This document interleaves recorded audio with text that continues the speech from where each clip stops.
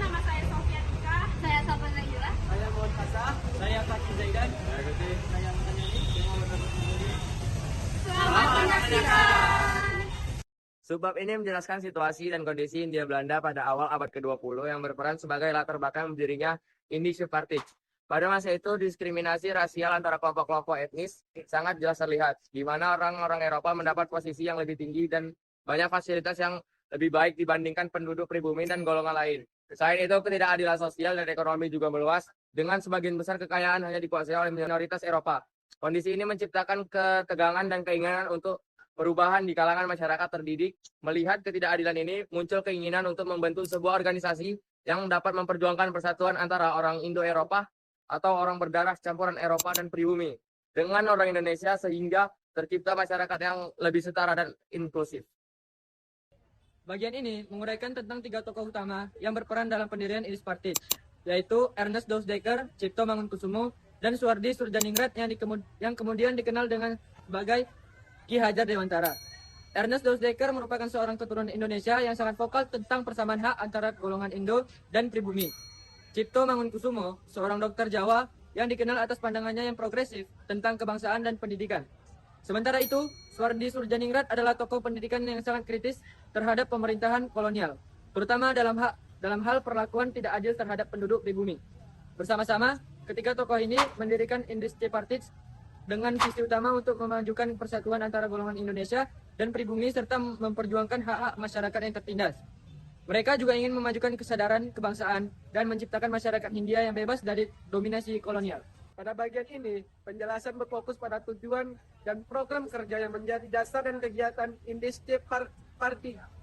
Tujuan utama organisasi ini adalah memperjuangkan kemerdekaan Hindia dari Belanda melalui persatuan antara masyarakat Indo dan pribumi. Selain itu, Indische-Partij juga berusaha untuk menghilangkan diskriminasi rasial dan menciptakan kesetaraan bagi semua kelompok etnis.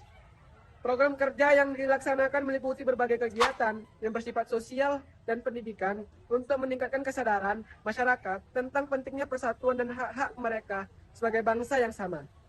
Salah satu program penting adalah mempublikasikan artikel-artikel yang kritis terhadap kebijakan kolonial di media massa, dengan tujuan untuk menyebarkan gagasan kebangsaan dan mengisi kebijakan kolonial yang dianggap merugikan rakyat India. Dalam bab ini dijelaskan bagaimana Indische-Partij menghadapi berbagai tantangan dalam memperjuangkan visi dan misinya. Salah satu tantangan terbesar yang dihadapi adalah tekanan dari pemerintah kolonial yang menolak segala bentuk pergerakan yang mengancam kekuasaan mereka. Pemerintah Belanda seringkali memberikan sanksi terhadap para tokoh Indische-Partij, termasuk memenjarakan atau mengasingkan mereka keluar dari Hindia Belanda. Pada tahun 1913 misalnya, Suwardi Surjaningrat diasingkan ke Belanda setelah menulis artikel terkenal berjudul Als ins Nederlander West, atau seandainya aku seorang Belanda, yang mengkritik perayaan 100 tahun kemerdekaan Belanda dari Prancis yang dibiayai oleh rakyat pribumi. Selain itu, organisasi ini juga menghadapi tantangan internal, seperti perbedaan pandangan di antaranya anggota yang kadang mempengaruhi soliditas gerakan. Meski demikian, Indische-Partij tetap berusaha untuk memperjuangkan kebebasan melalui berbagai cara, terutama dengan menyebarkan kesadaran akan pentingnya kebangsaan di kalangan masyarakat India. Subbab ini memaparkan dampak jangka panjang dari perjuangan Indische-Partij dalam perkembangan pergerakan nasional di Indonesia. Meskipun hanya berdiri dalam waktu singkat karena dilarang oleh pemerintah kolonial, gagasan-gagasan yang disebabkan oleh Indische-Partij telah menginspirasi banyak organisasi pergerakan nasional lainnya yang muncul kemudian. Visi persatuan tanpa memandang latar belakang etnis menjadi landasan penting bagi bangsa organis di masa depan, termasuk organisasi-organisasi besar seperti Budi Utomo dan Syarikat Islam. Warisan Indische-Partij juga terlihat dalam cara tokoh-tokoh pergerakan nasional seperti Suwardi Surjaningrat atau Ki Hajar Dewantara melanjutkan perjuangan melalui jalur pendidikan untuk masyarakat dan sebangsa. Warisan ini menjadikan Indische-Partij sebagai salah satu pionir dalam pergerakan menuju kemerdekaan Indonesia dan menandai pentingnya persatuan di tengah keragaman bangsa.